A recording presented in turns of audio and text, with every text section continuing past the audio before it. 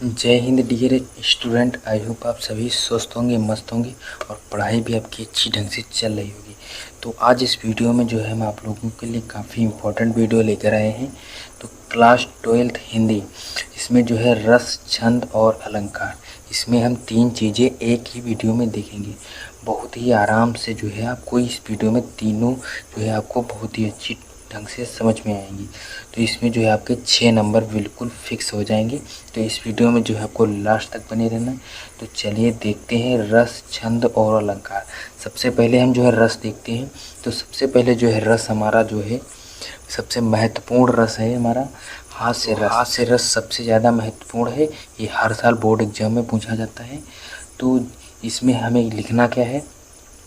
तो इसमें लिखना है, जब विभाव, अनुभाव तथा संचारी भाव का संयोग होता है। जब विभाव, अनुभाव तथा संचारी भाव का संयोग यानी मिलन होता है तो हास्य नामक स्थायी भाव से हास्य रस की उत्पत्ति होती है। तो वहाँ पर जो है हास्य रस होता है या उसे हास्य रस कहते हैं। और ये जो हम परिभाषा आपको जो है बताए हैं, बस आपको हर जो भी हास्य रस आए चाहे जो रस आए, हाँ उसमें जो है आपको यही डिफिनीसन लिखना है, यही परिभाषा आपको केवल याद रखनी है। और इसमें आपको चेंज केवल एक ही चीज़ करनी होती है।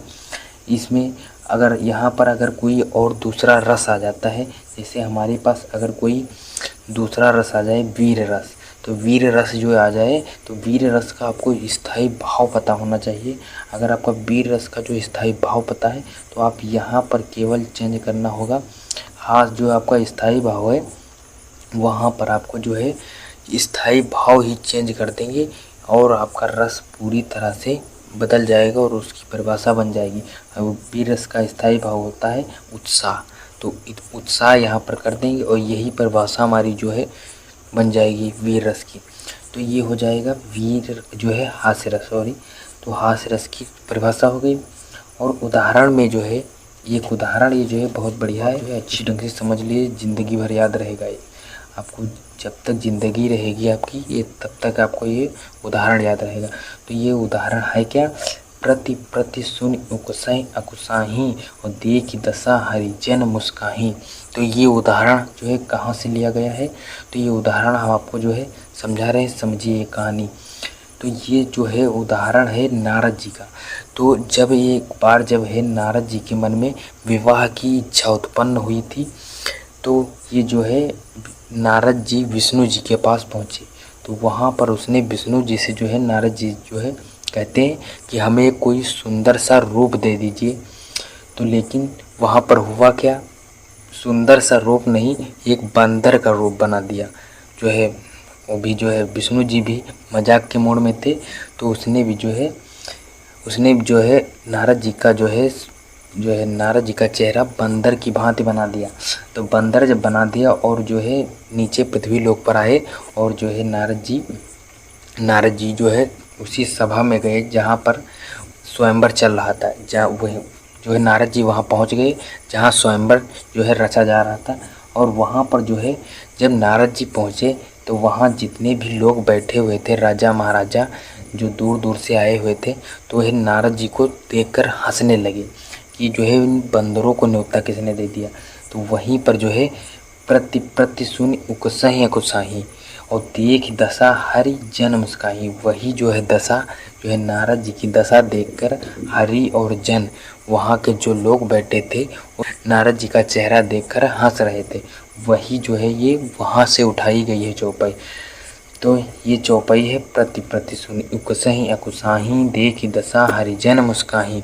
तो ये चौपाई वहाँ की है। तो ये उदाहरण हो गया हास्य रस का। तो ये उदाहरण जो है आपको लगभग जो है हमारे हिसाब से आपको याद रहेगा। तो ये हो गया हास्य रस, निपटा दिए। अब जो है नेक्स्ट दूसरा रस देख लेते हैं। तो दूसरा रस जो है हमारा है वीर रस। तो वीर रस में जो है देखिए हमने जो उस पर जो है ऊपर जो है हमने क्या कहा था, जब विभाव, अनुभाव तथा संचारी भाव का संयोग होता है।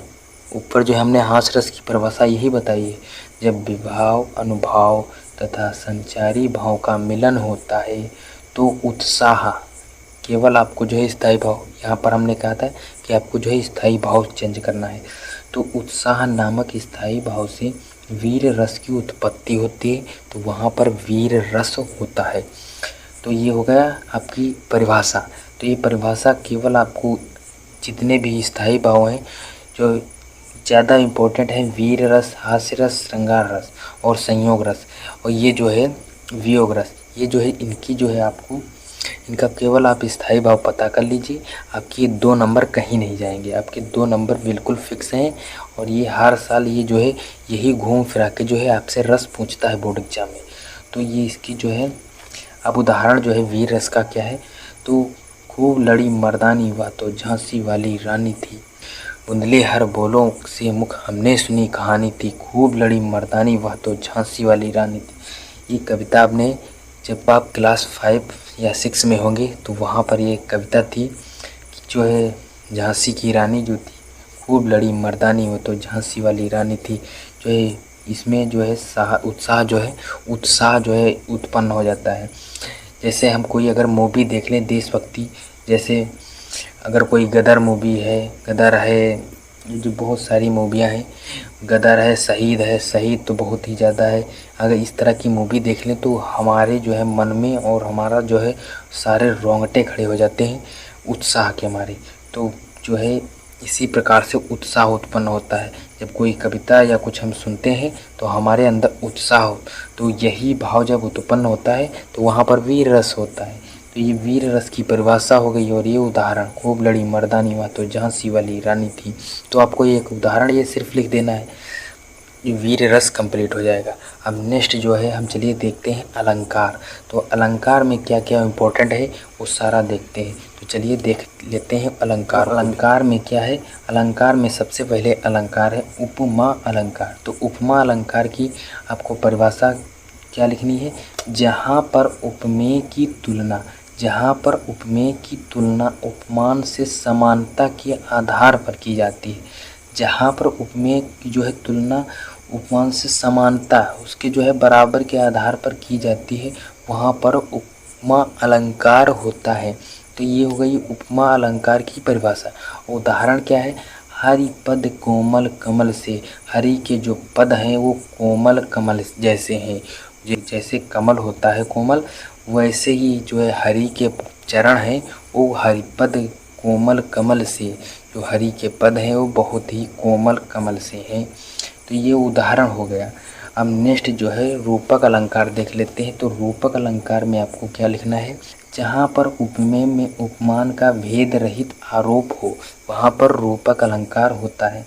तो ये जो है इसकी डिफिनेशन हो गई, परिभाषा हो गई कि उपमेय में और जो है उपमान में हमें कोई अंतर ही नहीं पता है। जो उसकी संज्ञा उपमान को संज्ञा जो है उपमेय की ही दे दी गई, तो उसमें हमें कोई अंतर ही नहीं पता चलता है कि उपमेय कौन है उपमान कौन है।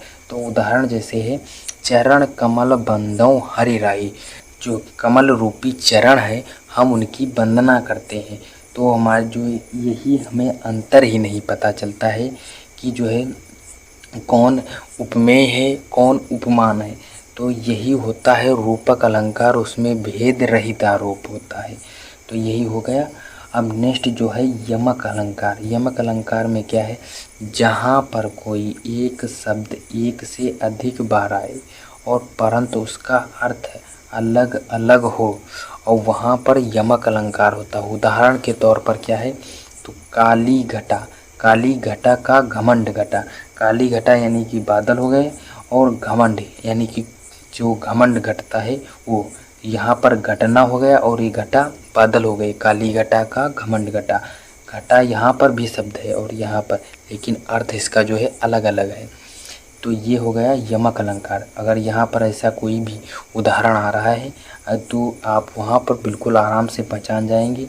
एक ही शब्द जो है कई बार आ गया, 2 बार आ गया, लेकिन अर्थ उसका बदल गया। यहाँ पर घटा का मतलब है बादल और यहाँ पर जो है घटना होता है वो घटा, वो हो गया। अब ये हो गया यमक अलंकार। तो ये अलंकार भी आपको अच्छी ढंग से समझ में आ गए होंगे। अब नेक्स्ट जो है देख लेते हैं छंद। छंद भी काफ़ी इम्पोर्टेंट है। उसमें जो है इसमें भी आपको छंद और अलंकार और जो है रस, इसमें 6 नंबर आपको मिलते हैं, जिसमें 2 नंबर आपको रस के मिलते हैं और 2 नंबर अलंकार के मिलते हैं और 2 नंबर छंद। तो ये जो है तीनों बहुत ही आराम से आपके कंप्लीट हो जाएंगे। अब नेक्स्ट चलिए देख लेते हैं छंद।